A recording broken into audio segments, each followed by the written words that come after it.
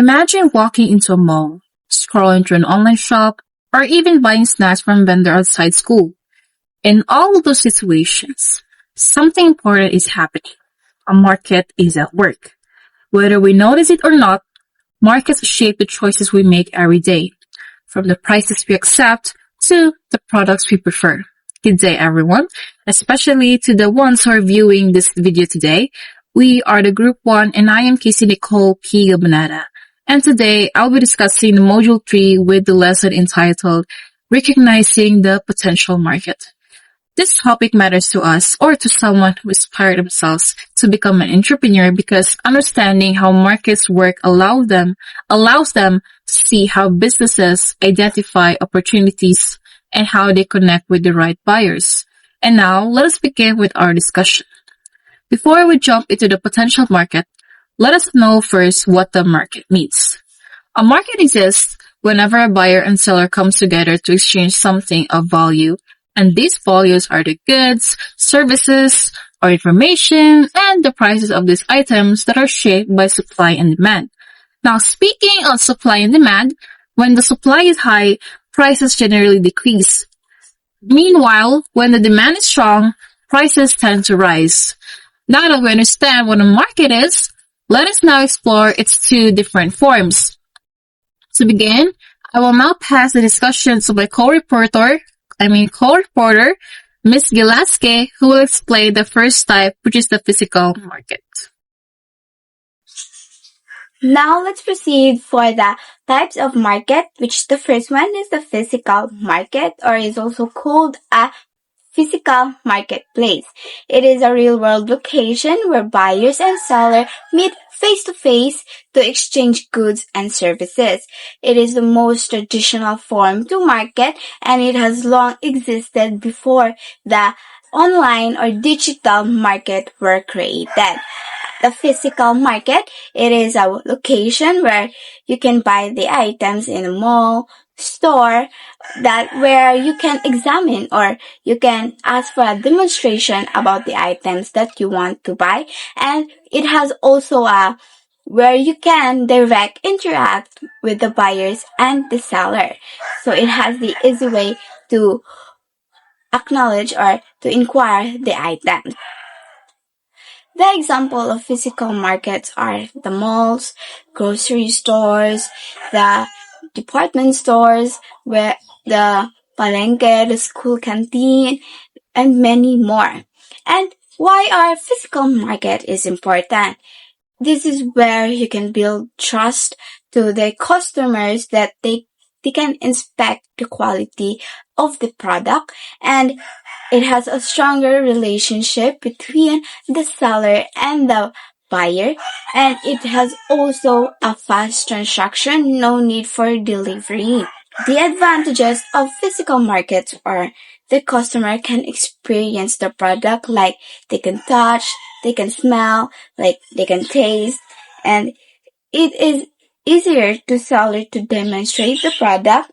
No need for internet or gadget, and personal interaction encourage loyalty and repeat customers. And now we have the limitation of physical market. It has a limited number of customers, like only those people who can visit the places easily that can go to the physical market. And it has highly operating costs like the rent, electricity, the staff of a physical market. It can also affect the weather and the accessibility of the location, and some of the non-local area cannot go to the physical stores and purchase that product. And that's all for the physical market, and we're going to proceed the other type of the market. People all over the world often have needs and wants that they can satisfy locally. There are products, services, and experiences that just aren't available nearby. And this creates a way for markets to expand beyond physical stores. Good day, everyone, especially to Mom Digulation. Today, I'm going to talk about another nature of the market, which is the non-physical market. And I will also be sharing some examples of how it connects buyers and sellers no matter where they are. But first, what is a non-physical market? Non-physical market, or also known as a virtual market, refers to a market where transaction occur without physical interaction. Good day everyone, I am Michaela Stigigante and today I will be explaining the concept of a potential market. So what is a potential market? So a potential market refers to the part of the total population that has shown interest in buying a product or service. So in simpler terms, it means possible customers or people who are not yet sure buyers but have the potential to become one. A potential market includes individuals or groups who may need your product but have not yet purchased it. So these people can still become your customers if you take the right steps, such as adding new products or services, promoting your products in a new or creative way, or reaching a group of buyers. To find your potential market, entrepreneurs look at what customers have in common, like their needs, behavior, lifestyle, or events happening in their lives. These factors influence how they make buying decisions, and understanding these help the business know how to target. It is also the responsibility of an entrepreneur to provide customer satisfaction. To do this, you must clearly identify the right customers for your product and focus your marketing, advertising, and sales effort on them. So before launching a product or service, it is very important to check if there is a high demand in the potential market. This helps avoid wasting time, money, and effort. This is also why studying buyers, competitors, and the overall market environment is a must for every entrepreneur. So to summarize, the potential market is the part of the population interested in your product. A market exists when the buyer and seller meet, and potential customers are your potential market. Thank you, and that ends my discussion. Imagine knowing exactly why your customers buy, almost like reading their minds. In reality, you don't need magic. You just need to understand what they have in common. Customers often share life, needs, events, and habits that shape their buying choices. When we notice these patterns, where customers connect and where they differ, we can understand their behavior much better. And by doing that, we not only keep our current customers loyal, but also discover new potential markets we can tap into. Good morning, good afternoon, and good evening to everyone. I'm Kenshin Carl Almanalili, and I'll be the one reporting on how to identify your new potential markets. Businesses can grow by improving their products or changing their promotion methods to reach more people. This helps attract individuals who were not originally part of the target customers. Learning about customer needs, behaviors, and preferences helps entrepreneurs understand what different groups are looking for. This makes it easier to design products and marketing plans that fit their interests. Before investing, it is important to check if many people are interested in the product or service. Doing this helps avoid losses and increase the chance of business success. That's all for my report, and I would now like to pass the spotlight to my co-reporter to discuss the importance of identifying potential markets. Hi everyone, I am Angel Kate Aramil, and this time I am going to tackle about the importance of potential market. So first is identifying new customers to ensure the future of your business. So it means a business must find people who might buy its product later. So this helps the business to continue to grow and not run out of customers. Next is think proactively about ways for your business to grow and change. So knowing your potential market helps you plan ahead. You can improve products, add new features, or create new ideas based on what the future customers may need. And the third is show the potential of your business to investors or collaborators. So it means if you can if you can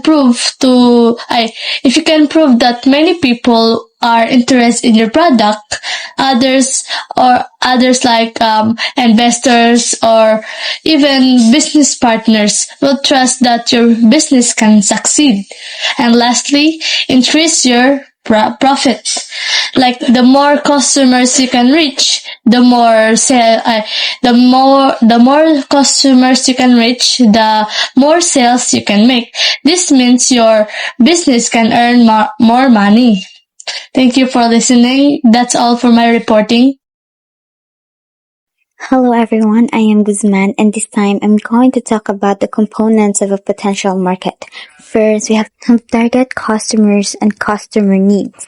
Target customers are the specific group of people a business wants to serve. They are the ones most likely to buy the product. Identifying them helps the business focus its marketing. Customer needs are the problems or desires people want to solve or satisfy. A business must understand what customers really want so they can offer the right product or service. Next is accessibility. Accessibility means how easy it is for customers to reach the product or service. This includes location, online presence, transportation, or delivery options. Next is market size and market trends. Market size refers to how many potential buyers exist in a certain area. It tells the business if there are enough customers to make the product profitable. While the market trends refer to the current behaviors, preferences, or changes happening in the market.